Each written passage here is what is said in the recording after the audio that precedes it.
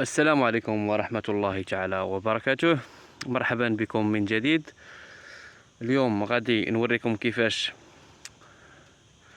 تريطيو الدواء ديال الدبانة باش ما تقيش لنا الحب ديالنا، وكيفاش الاعراض ديالها وكيفاش تتأثر على الغلة ديالنا.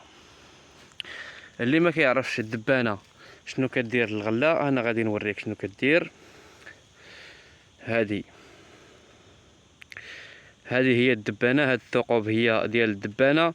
تتقب هنا هاد الحب وكتبيض في وسطو لداخل، باش البيض ديالها تيتفقس لداخل على الشكل ديال دود صغير بحال هكا.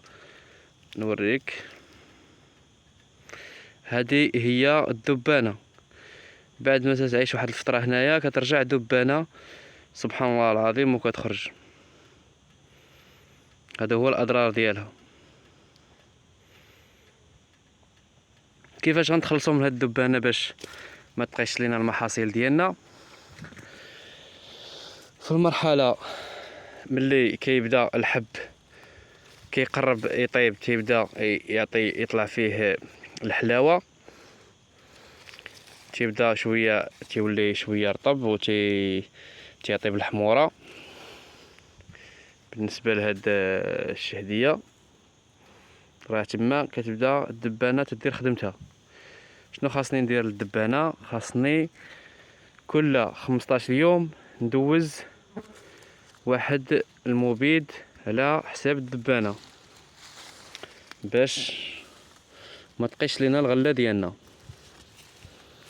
ندوزو كاريس ولا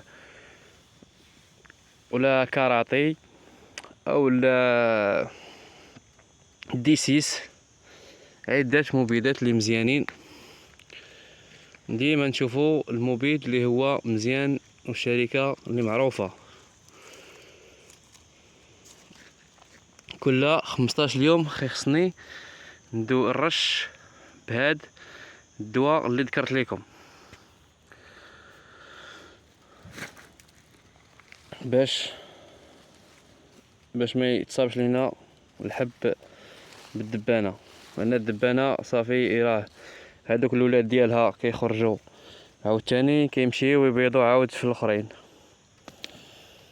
هنا ما تخليش لك حتى شي حبه في الشجره اللي ما غاداش تقيس الدبانه الا ما حديتيش معها. وديما التريطمون ديال الدواء في كل 15 يوم ندوز واحد المداويه ديال الدبانه.